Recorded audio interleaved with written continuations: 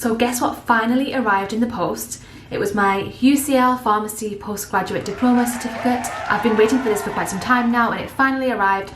And now I finally feel confident enough to make a video for you guys on how I got a distinction in my diploma. I normally don't feel confident enough to make a video on something that I've not done, which is why, for example, you won't see anything on my channel such as Band 8 interview videos, because I've never been a Band 8. I haven't had an interview, so I'm not going to make something that I haven't done. But now I finally feel good enough to make a short video on how you can get a distinction in your diploma. A quick thing to note is that this is for the UCL diploma because that's the one that I've done. It's not about any other diploma. Okay, so the first thing you need to do to get a distinction is to find a crew. So find a couple of friends either at work or at your teaching sessions where you can message them and they can message you, and you're going to share all of the dates, the deadlines, what you need to do, what you need to get done. So there was 3 of us in my diploma team essentially, and we kind of reminded each other what was supposed to get done. We kind of helped each other. Guys, it's a diploma. You're not waiting in line for any organs. Like, this is not a life battle. Just calm down, share resources with each other, share the deadlines with each other. You're not really in competition.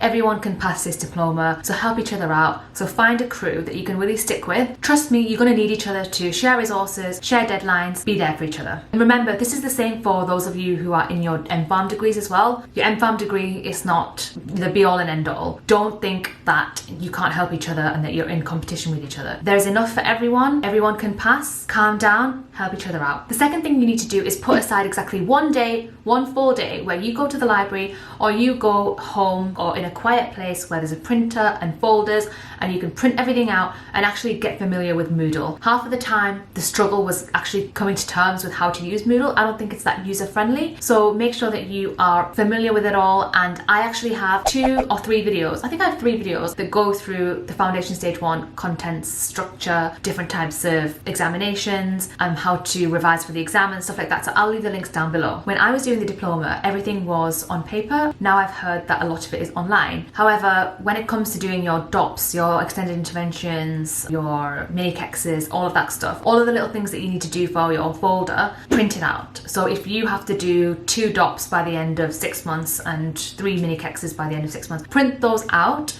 and take them to the ward with you, just as a reminder for you to get those done, even if you are scanning them onto the portal or whatever it is later on, or typing them up online. Make sure that you print out what you need to get done, just as a reminder. And that's what I would do. I would take it all to the ward, and that would remind me constantly, like, okay, I need to have information on this patient to try and do a mini kex on them. I need to get information from this patient to do a DOPS. I need to ask this senior to come with me to the ward on this day to get this done. Have varied extended interventions. So I think I had one where I was screening and making changes to a patient's pain medications, and that was with help from the pain team. I had another one where it was an ITU step down during the pandemic, and another one on the renal ward where all of the medications were written up by the doctors incorrectly and I was just fixing that. Basically, I had lots of different styles of extended interventions, and by the end of it, you'll know which ones that you know inside out and know at least half of them inside out. And for this, what I did was, when I did the extended interventions and wrote them up, I would use the comment section on Word. So for example, I'm going to show you an example here. Okay, so this is an example of one of my extended interventions,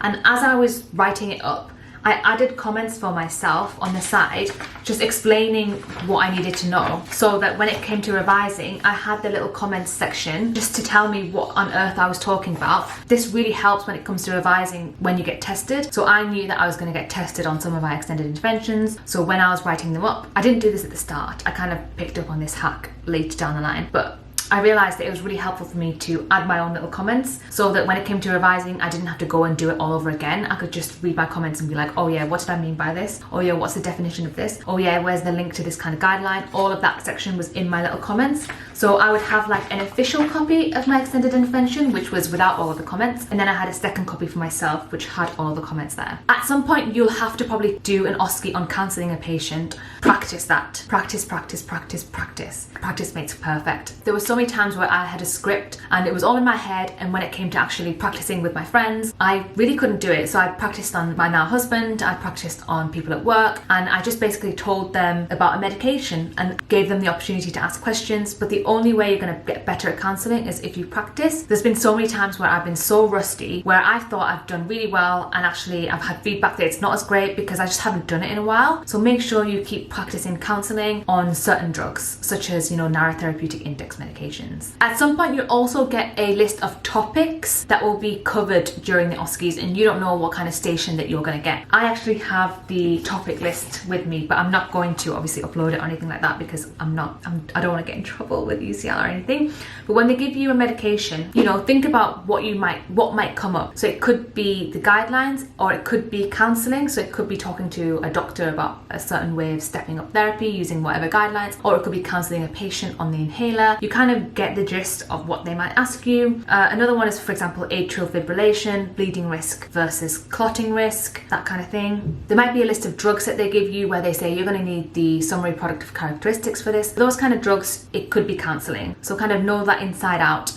I didn't just print off the SPC, I had a script. So for all of my potential counselling medications, I had a script such as, hi, my name is Regina, I'm one of the pharmacists on wherever, blah, blah, blah. I'm here today to talk to you about XYZ. And it was literally like a film script. I had a tick box. It was like a table, which I'll insert here actually because I don't mind sharing that with you guys. Just basically what I'm saying is use your common sense when it comes to the OSCE topic list. They are trying to help you. So think about what might be asked about those things. Another thing I want to recommend is not to include stuff that you are just including for the sake of it anywhere in your folder, because if they pick up on that and they ask you about it and you can't answer, then I'm thinking of certain things that came to mind. For example, I wrote about codeine in breastfeeding, and when it actually came to explaining why you can't have codeine when breastfeeding, I was like, and the examiner was like, why did you even put that down?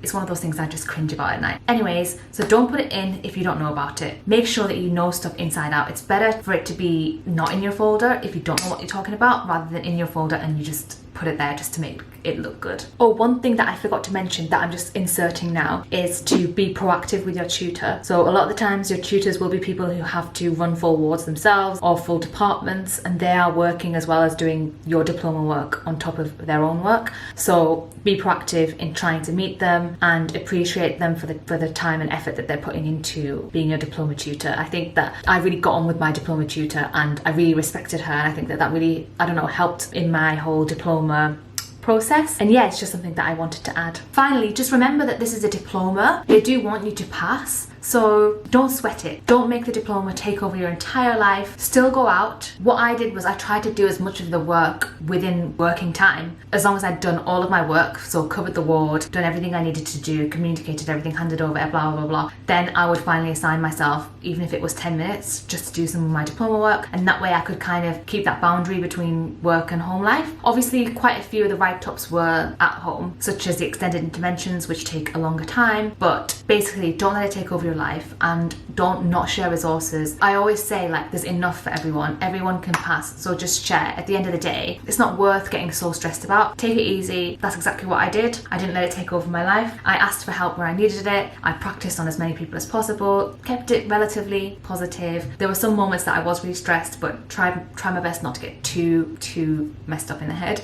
the way I did during uni, and I got a distinction. So that is it. Hope that video helps, and I will see you in the next one.